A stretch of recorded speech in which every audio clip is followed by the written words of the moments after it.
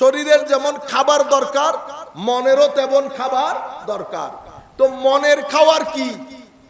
আমাদের হুজুর কিছুক্ষণ আগে কোরআনের আয়াত পড়ছেন না, ওয়ামা খালাকতুল জিন্না ওয়াল ইনসা ইল্লা লিয়াবুদুন।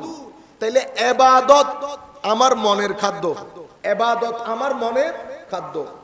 আপনি যদি ইবাদত না করেন তো দুইটা জিনিসের সমস্যায় পড়ে যাবেন। একটা হচ্ছে খৌফ, একটা হচ্ছে জু। আপনি যদি ইবাদত বন্ধ করে দেন, জমিনের মধ্যে আল্লাহ খাদ্য শস্যের বরকত বন্ধ করে দিবে, নাম্বার 1। নাম্বার 2, আপনার অন্তরের মধ্যে আল্লাহ অশান্তি ঢেলে দিবে। ইবাদতের সাথে এই দুইটা জিনিস সরাসরি জড়িত। আপনার খাদ্য শস্য, পেটের ক্ষুধা এবং আপনার শান্তি, মানসিক প্রশান্তি যেটাকে বলে, এই দুইটা জড়িত ইবাদতের সাথে। ইবাদত শিখিয়েছেন নবী রাসূলদের মাধ্যমে, তো নবী রাসূলদের মাধ্যমে ইবাদত শিখিয়েছেন। আর ব্রেন দিয়ে খাদ্য শস্য কোনটা ভালো কোনটা মন্দ এটা শিখিয়েছেন আল্লাহ রাব্বুল আলামিন। আমি দূরের আয়াতে না যাই, লিলাফি কুরাইশ তো আপনারা জানেন সবাই, আমরা একসাথে পড়ি লিইলাফি, ইলা পুরা পড়েন, ইলাফিহিম বলেন রিহলাতাশ শিতাই। এবার পড়েন আপনারা, ফালিয়াবুদু রাব্ব হাযাল বাইত।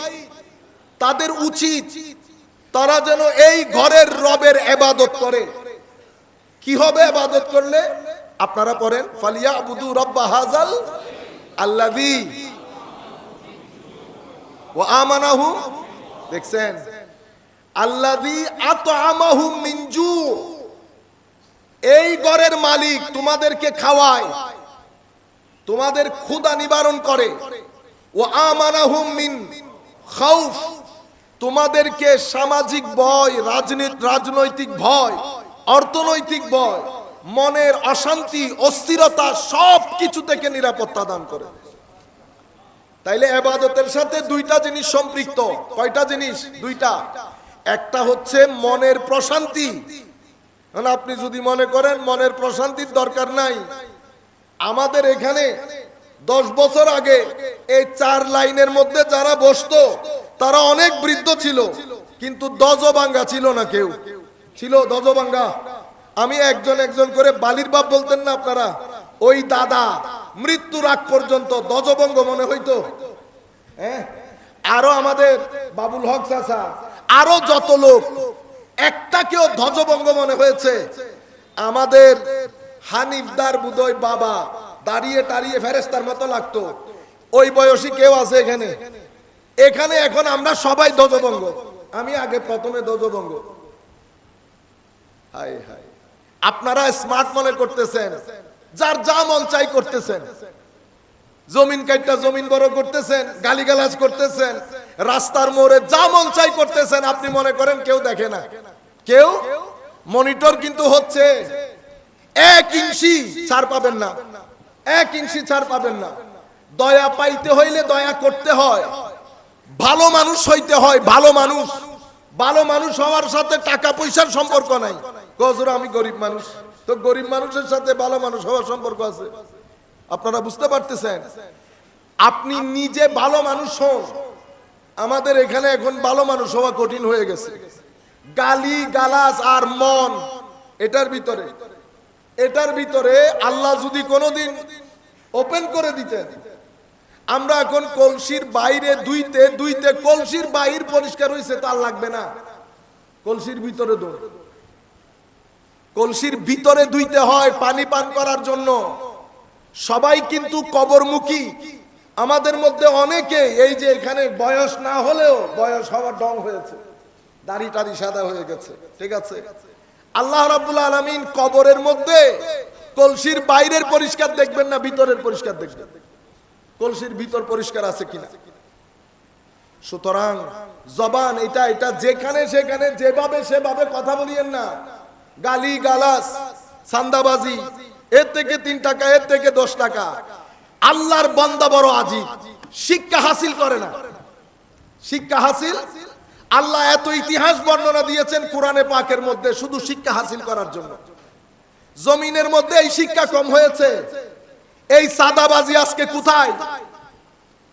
পরের জন এসে আবার একই কাজ শুরু করেছে। দিন গণেন, দিন দেখবেন চোখের সামনে শীত হয়ে পড়ে থাকবে। বড় আজীব দুনিয়া। এই ঘটনাগুলো জমিনের মধ্যে আল্লাহ গঠন শিক্ষা হাসিল করার জন্য। কিন্তু বনি আদম আজীব, এরা সামনে দেখতেছে ঘটনা ঘটেছে কিন্তু নিজেকে ওই জায়গায় দাঁড় করায় আজীব। আল্লাহ রাব্বুল আলামিন বলেছেন এই মানুষগুলো আমাদের কথা বলতেছেন, কাল আনআম, চতুষ্পদ জন্তুর মতো, বালহুম আদল, বরং চতুষ্পদ জন্তুর চেয়েও নিগৃহীত। আপনারা বুঝতে পেরেছেন? এই জন্য ফেরেশতা হয়ে যেতে হয় না, শুধু মুখটাকে একটু সামলাইলে হয়। এত চালাক, দুইজনের কথা বলে তিনজনের লোকে মারামারি লাগাই দিছেন। আপনি বহুত বড় চালাক। হায় হায়, ওয়া মাকারু ওয়া মাকারাল্লাহ ওয়াল্লাহু খায়রুল মাকিরিন। বান্দা বেশি প্ল্যান করিও না, আমিও প্ল্যান করি, আমিও প্ল্যান করি। আপনি এই প্ল্যান স্লান কইরা ঘরে আসতে আসতে আল্লাহর প্ল্যানে বেহুশ হয়ে যাবেন, কোনো লাভ নাই। যাই হোক, বলতে যেটা চাচ্ছিলাম, তো আমার আল্লাহ নবী রাসূলের মাধ্যমে আমাদের অন্তরের ক্ষুধা নিবারণ করেছেন। আর এটার জন্য ইবাদত শর্ত। ইবাদত ছাড়া মানসিক শান্তি নসিব হয় না, ইবাদত ছাড়া পেটের ক্ষুধাও যায় না। সুতরাং ইবাদত, এখন ইবাদত কি জিনিস? আমরা মনে করি ইবাদত মানি শুধুমাত্র মসজিদে এসে পাঞ্জেখানে নামাজ পড়া, এটা ইবাদত, ঠিক না? ইবাদত একটা বড় শব্দ। আপনি মানুষের সমাজে থাকেন, আপনার ডান পাশে বাম পাশে মানুষ বসবাস করে, এদের সাথেও আপনার একটা ইবাদত জড়িত।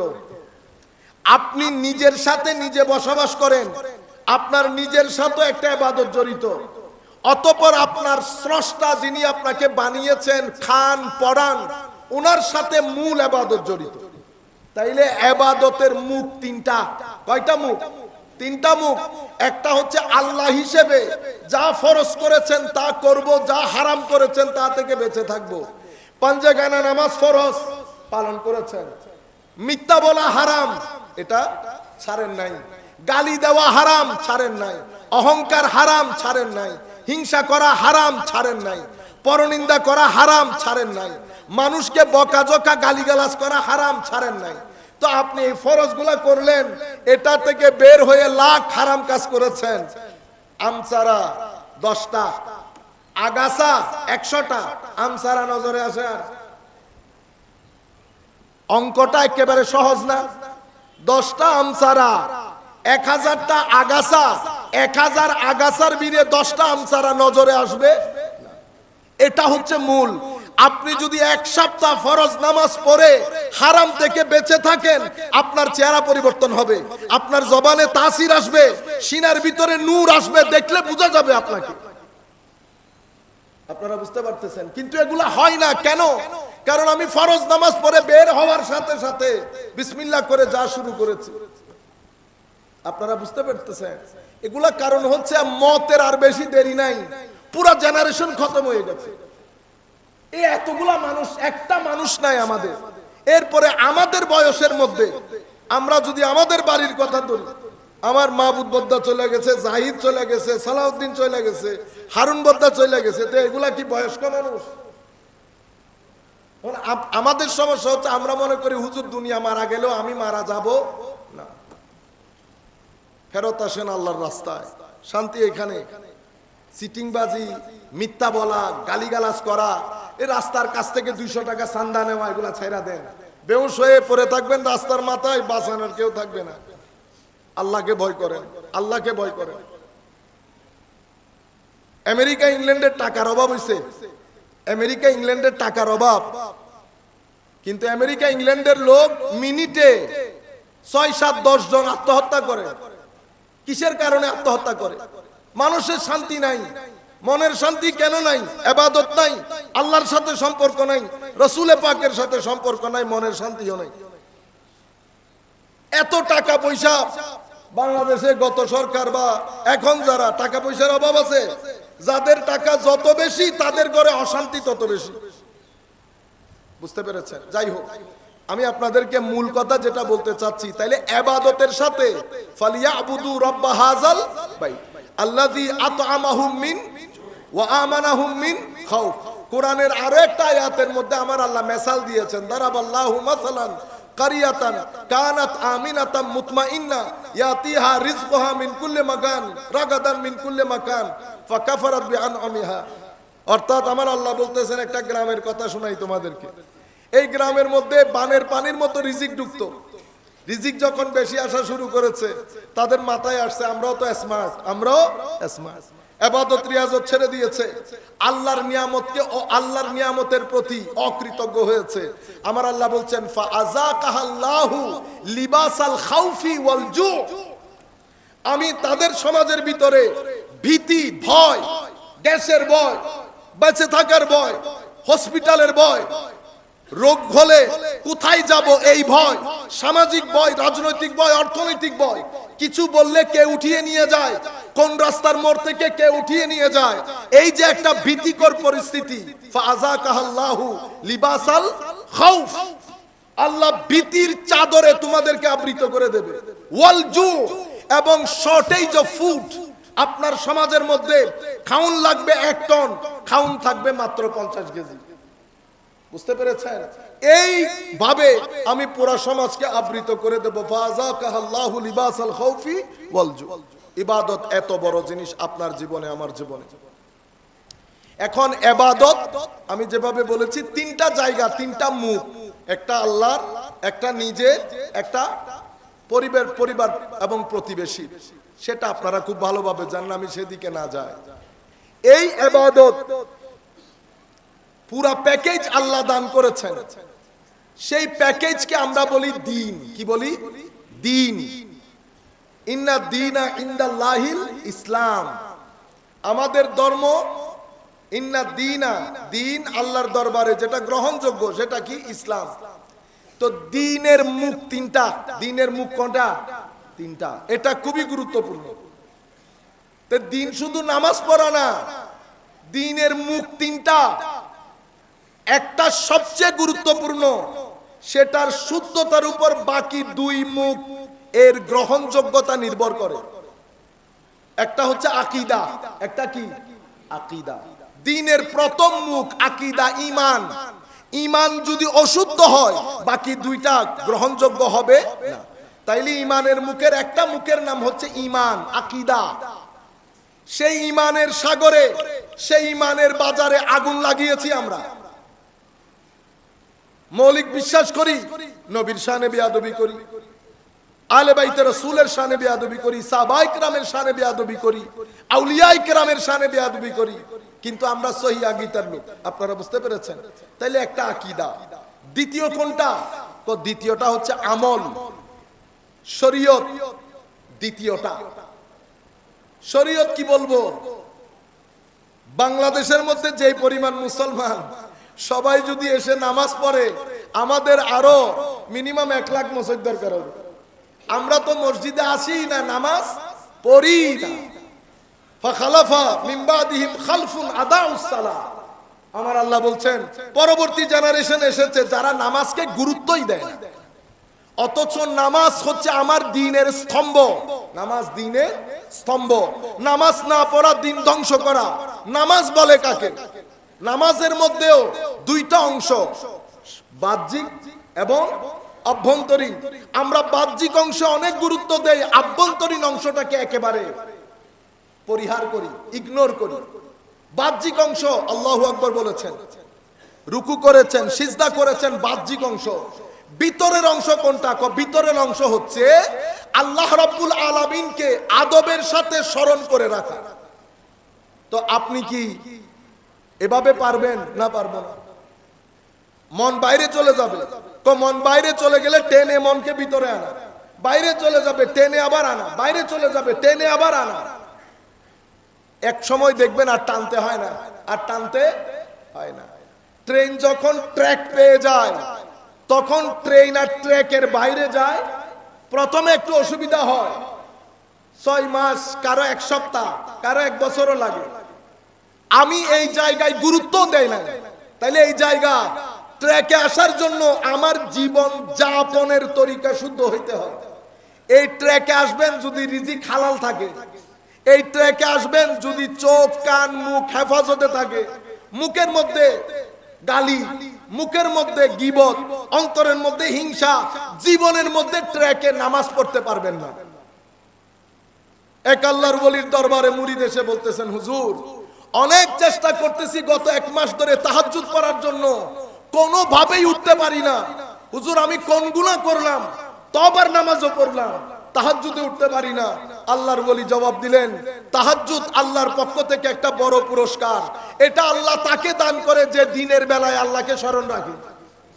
যে ব্যক্তি দিনের বেলায় আল্লাহকে স্মরণ রাখে, দিনে আল্লাহ নাই, পলিটিক্স করতে গেছেন আল্লাহ নাই, সারা জিন্দেগি পুরা দিনের মধ্যে ব্যবসা করেছেন আল্লাহ নাই, হারামখোরি দান্দাবাজি মিথ্যা গীবত সবকিছু করেছেন, রাতে এসেছে তাহাজ্জুদ পড়ার জন্য। হজে গিয়েছে, উমরায় গিয়েছে, হজের মধ্যে উমরার মধ্যে শুধু ঘুরেছে, কিন্তু ভিতরের যেই আধ্যাত্মিক উপস্থিতি সেটা হয় নাই, মজা নিতে পারে নাই। কেন মজা নেয় নাই? তৌফিক আল্লাহ দিয়ে দেন নিয়তের কারণে, কিন্তু সত্যিকার হজ উমরার যে তৌফিক সেটা সবার নসিব হয় না। সেটা নসিব হয়েছে কি করে বুঝবেন? উমরা থেকে এসে যার জীবনের মধ্যে বৈপ্লবিক পরিবর্তন এসেছে তার উমরা আল্লাহ কবুল করেছেন। একটা হচ্ছে জীবন পরিবর্তনকারী উমরা, আর একটা হচ্ছে এমনি এমনি উমরা। আপনারা বুঝতে পেরেছেন? সুতরাং নামাজ পড়ার ক্ষেত্রে শুধু কেরাত, আমাদের এখানে আমরা আছি, একটু পরে বলতেছি আপনাদেরকে। তাহলে নামাজ তৃতীয় মুখ দ্বীনের। এটা কি? এটা তরিকত। এটা কি? তরিকত, তাসকিয়া, কোরআনের ভাষায় তাসকিয়া, যেটাকে আমরা বর্তমান ভাষায় তরিকত বলি। তাসকিয়া মানে কি? তাসকিয়া মানে ভিতরকে পরিষ্কার করা। শরীয়ত যেখানে শিখি সেখানে মাদ্রাসা বলে, তরিকত যেখানে শিখি সেটাকে খানেকা বলে। আপনারা বুঝতে পেরেছেন? শরীয়ত যিনি পড়ান উনি শিক্ষক উস্তাদ, তরিকত যিনি পড়ান উনি মুর্শিদ। উনি কি?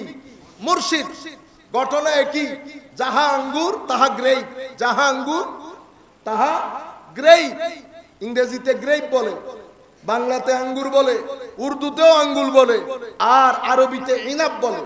তো যাহা ইনাব তাহা আঙ্গুর তাহা গ্রেপ, একই কথা।